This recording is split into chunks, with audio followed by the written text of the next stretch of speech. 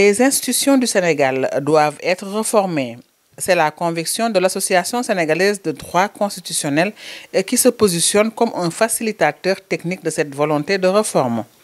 Selon Abdou Khadre Diop, président de la dite association, leur objectif est de revoir la Constitution et les lois pour mieux approfondir la démocratie du Sénégal. En tant qu'association de droit constitutionnel regroupant des universitaires, mais également des membres de la société civile, nous avons voulu créer ce cadre-là pour réfléchir sur les réformes, surtout la méthodologie, comment réformer. Je pense que c'est un point essentiel qui est aujourd'hui abordé.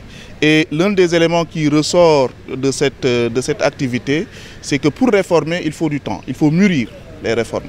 Ce sont des leçons apprises dans notre trajectoire constitutionnelle. À chaque fois, il faut mûrir les réformes pour pouvoir faire des réformes constitutionnelles qui vont dans le sens de renforcer la démocratie. Ça, c'est la première chose. La deuxième chose, pour bien réformer également, il faut que ce soit inclusif. Donc il faut que les citoyens puissent s'exprimer.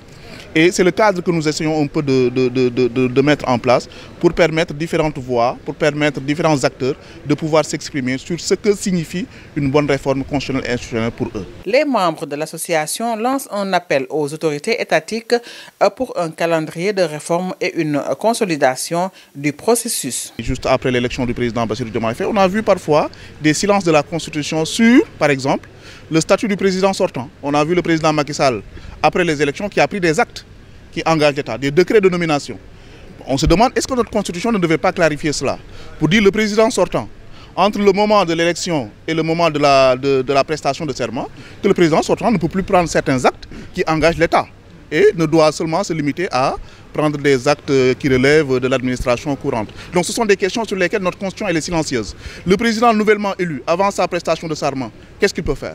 Est-ce qu'il a des pouvoirs constitutionnels en ce moment-là? Ce sont des éléments que la Constitution peut clarifier. Mais au-delà de ces aspects purement institutionnels, également le citoyen, la place du citoyen dans la Constitution. Nous avons une Constitution qui se focalise davantage sur les relations entre les pouvoirs, pour régler des problèmes entre les politiques et non pas véritablement pour les citoyens. Est-ce qu'aujourd'hui on ne devrait pas aller vers une constitution qui donne aux citoyens la possibilité, par exemple, de saisir le juge constitutionnel lorsque le citoyen considère qu'une loi votée par la majorité n'est pas conforme à la Constitution, ce qui permettrait aux citoyens de jouer ce rôle d'être un contrôle, le contrôle citoyen, de permettre au contrôle citoyen d'être une réalité au Sénégal. Donc voilà un peu des pistes de réflexion sur les institutions, comment les réformer, sur le citoyen, comment lui donner une place importante dans notre Constitution, voilà sur lesquelles nous essayons un peu de réfléchir et d'apporter des propositions. L'Institut international pour la démocratie et l'assistance électorale, partenaire de cette initiative, se dit prête à accompagner ce processus jusqu'à sa mise en œuvre effective, confirme Maurice Ngelengle. On a beaucoup parlé ce matin de réforme du système judiciaire, on a parlé de réforme constitutionnelle, on a parlé également de réforme électorale. Nous sommes ouverts à accompagner le Sénégal et le peuple sénégalais, s'il le souhaite, avec une approche très particulière basée sur deux éléments, la neutralité et la non-prescriptivité.